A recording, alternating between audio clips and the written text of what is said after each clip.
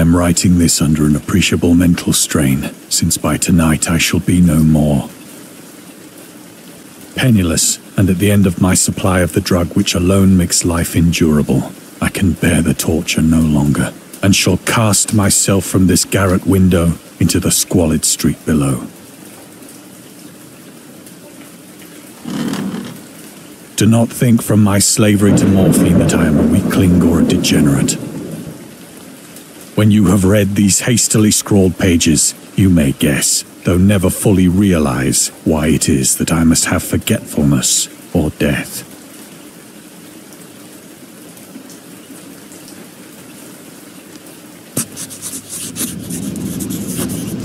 It was in one of the most open and least frequented parts of the broad Pacific that the packet of which I was supercargo fell a victim to the German sea raider.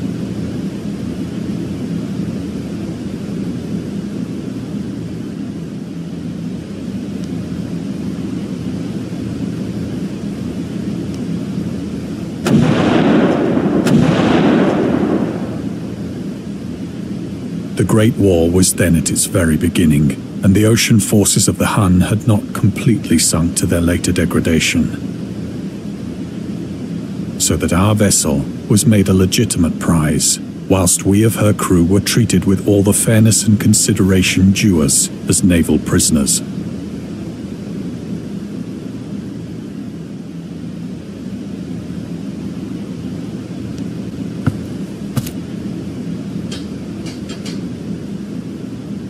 So liberal, indeed, was the discipline of our captors, that 5 days after we were taken, I managed to escape alone in a small boat with water and provisions for a good length of time.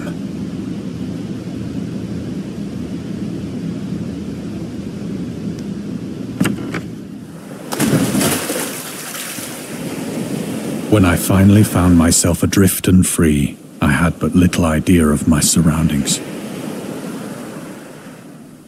Never a competent navigator, I could only guess vaguely by the sun and stars that I was somewhat south of the equator.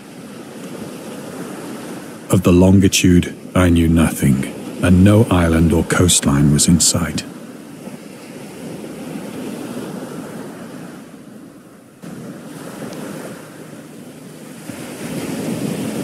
The weather kept fair, and for uncounted days I drifted aimlessly beneath the scorching sun, waiting either for some passing ship or to be cast on the shores of some habitable land.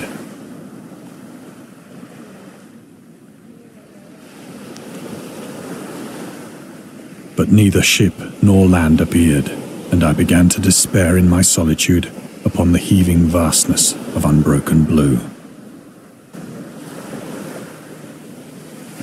The change happened whilst I slept. Its details I shall never know, for my slumber, though troubled and dream-infested, was continuous.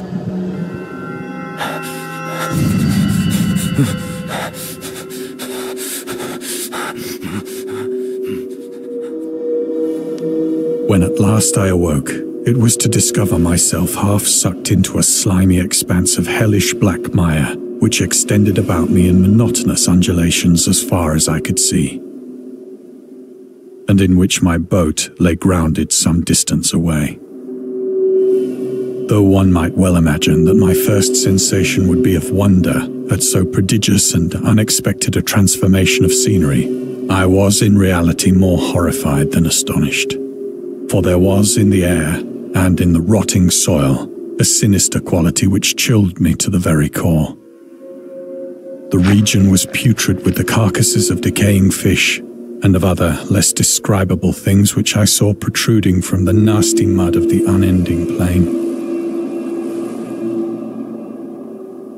Perhaps I should not hope to convey in mere words the unutterable hideousness that can dwell in absolute silence and barren immensity. There was nothing within hearing, and nothing in sight, save a vast reach of black slime. Yet the very completeness of the stillness and the homogeneity of the landscape oppressed me with a nauseating fear. The sun was blazing down from a sky which seemed to me almost black in its cloudless cruelty, as though reflecting the inky marsh beneath my feet.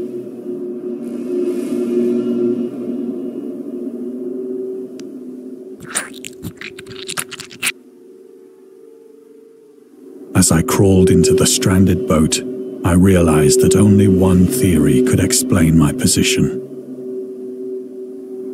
Through some unprecedented volcanic upheaval, a portion of the ocean floor must have been thrown to the surface, exposing regions for which innumerable millions of years had lain hidden under unfathomable watery depths. So great was the extent of the new land which had risen beneath me that I could not detect the faintest noise of the surging ocean, straining my ears as I might. Nor were there any seafowl to prey upon the dead things.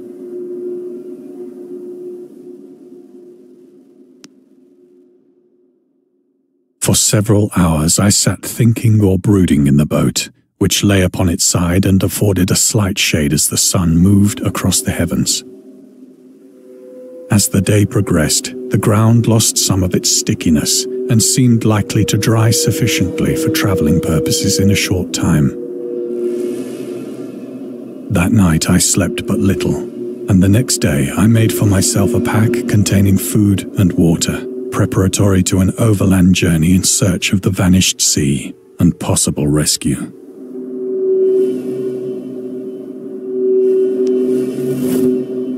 On the third morning, I found the soil dry enough to walk upon with ease. The odor of the fish was maddening, but I was too much concerned with graver things to mind so slight an evil, and set out boldly for an unknown goal.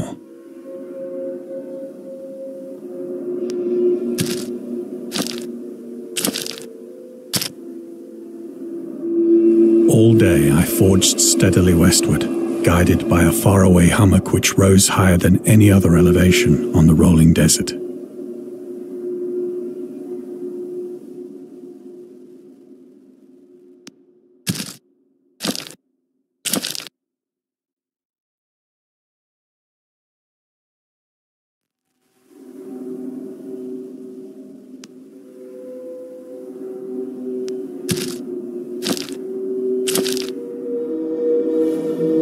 That night, I encamped, and on the following day still travelled toward the hummock, though that object seemed scarcely nearer than when I had first espied it.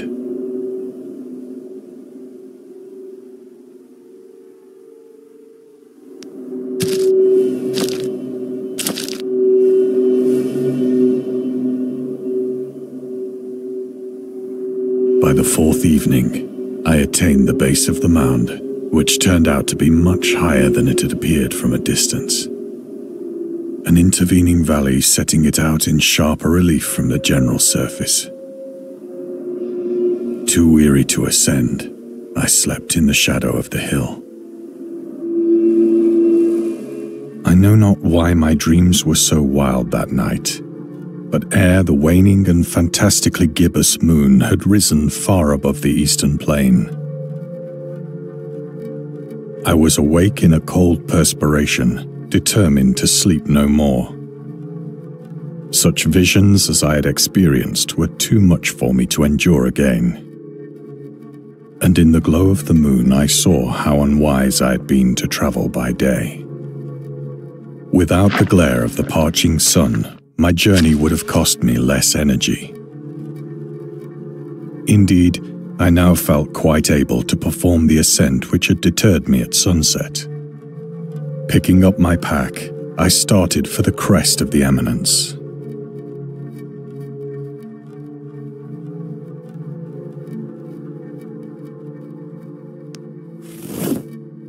I have said that the unbroken monotony of the rolling plain was a source of vague horror to me. But I think my horror was greater when I gained the summit of the mound and looked down the other side into an immeasurable pit or canyon, whose black recesses the moon had not yet soared high enough to illumine. I felt myself on the edge of the world, peering over the rim into a fathomless chaos of eternal night. Through my terror ran curious reminiscences of Paradise Lost, and of Satan's hideous climb through the unfashioned realms of darkness. As the moon climbed higher in the sky, I began to see that the slopes of the valley were not quite so perpendicular as I had imagined. Ledges and outcroppings of rock afforded fairly easy footholds for a descent, whilst after a drop of only a few hundred feet, the declivity became very gradual.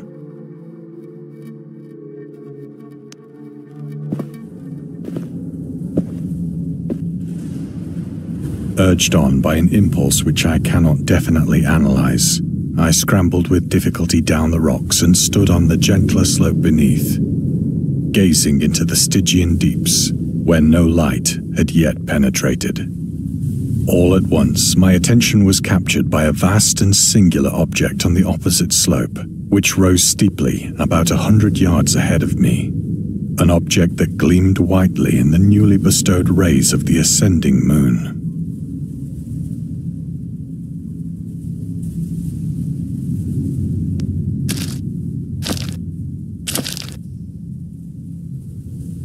That it was merely a gigantic piece of stone, I soon assured myself. But I was conscious of a distinct impression that its contour and position were not altogether the work of nature. A closer scrutiny filled me with sensations I cannot express.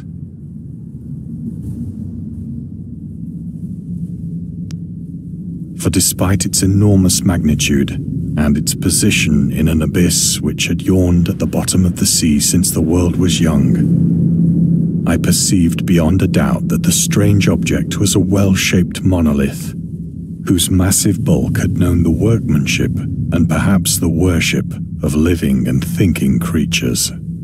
Dazed and frightened, yet not without a certain thrill of the scientist's or archaeologist's delight, I examined my surroundings more closely.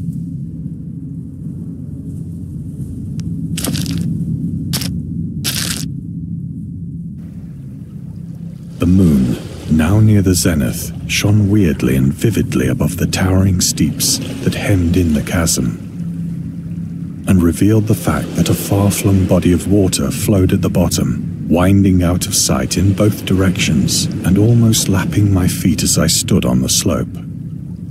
Across the chasm, the wavelets washed the base of the Cyclopean monolith, on whose surface I could now trace both inscriptions and crude sculptures.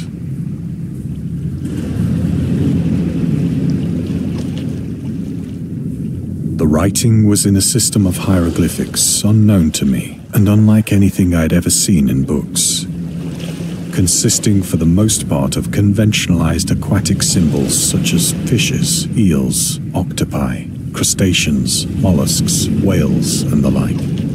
Several characters obviously represented marine things which are unknown to the modern world, but whose decomposing forms I had observed on the ocean-risen plain. It was the pictorial carving, however, that did most to hold me spellbound.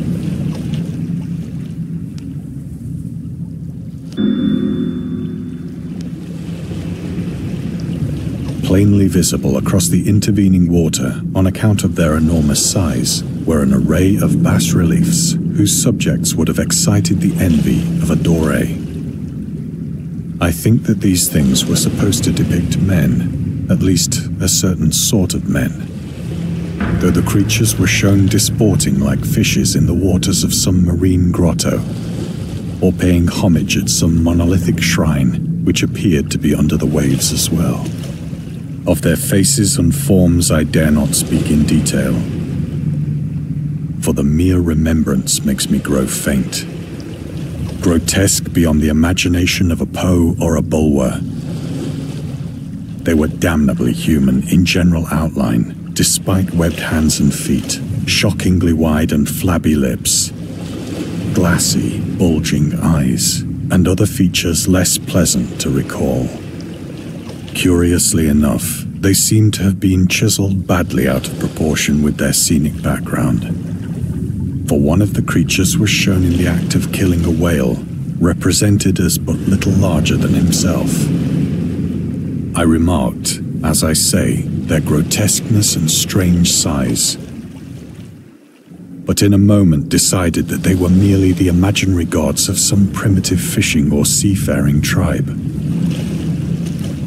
some tribe whose last descendant had perished eras before the first ancestor of the Piltdown or Neanderthal man was born.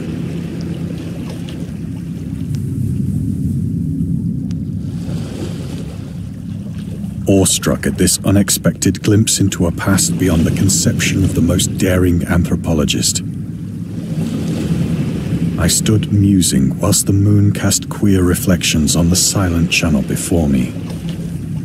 Then, suddenly, I saw it. With only a slight churning to mark its rise to the surface, the thing slid into view above the dark waters. Polyphemus-like and loathsome, it darted like a stupendous monster of nightmares to the monolith, about which it flung its gigantic scaly arms, the while it bowed its hideous head and gave vent to certain measured sounds. I think I went mad then. Of my frantic ascent of the slope and cliff, and of my delirious journey back to the stranded boat, I remember little.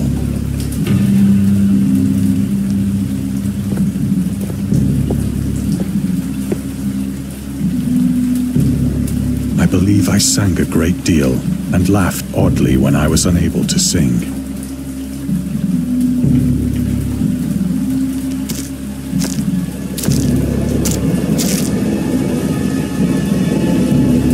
Indistinct recollections of a great storm sometime after I reached the boat. At any rate, I know that I heard pearls of thunder and other tones which nature utters only in her wildest moods.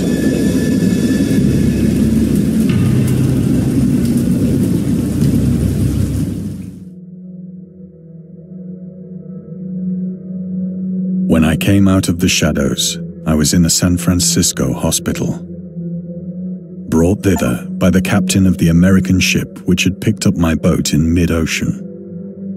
In my delirium, I had said much, but found that my words had been given scant attention. Of any land upheaval in the Pacific, my rescuers knew nothing. Nor did I deem it necessary to insist upon a thing which I knew they could not believe.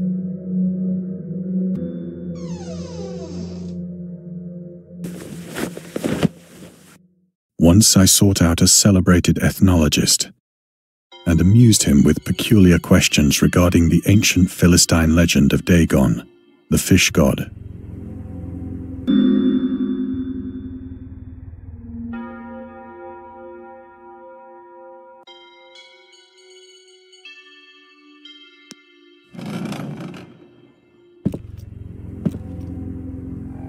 But soon perceiving that he was hopelessly conventional, I did not press my inquiries.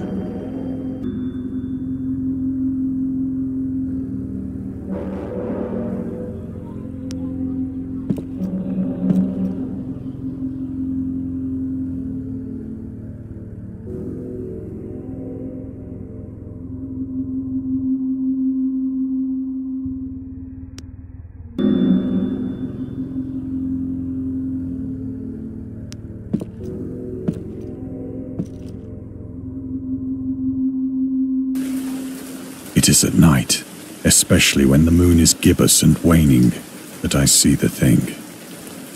I tried morphine, but the drug has given only transient surcease and has drawn me into its clutches as a hopeless slave. So now I am to end it all, having written a full account for the information or the contemptuous amusement of my fellow men.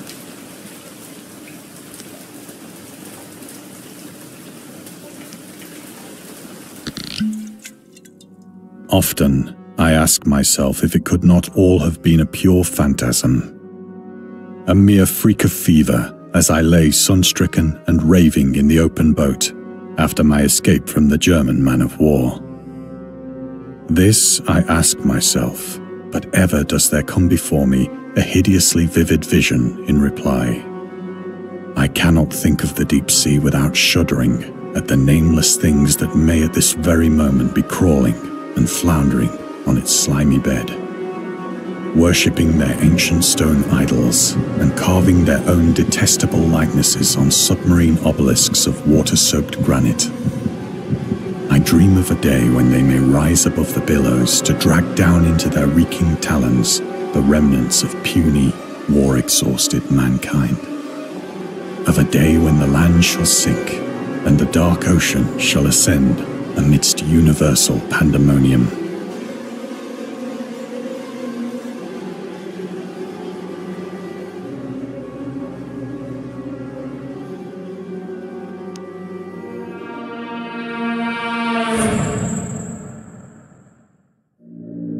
The end is near.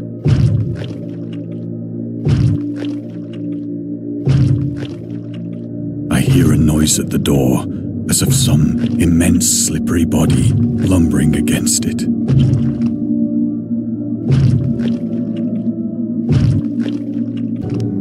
It shall not find me.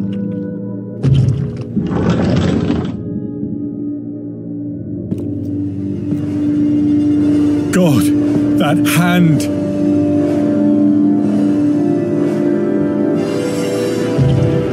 The window!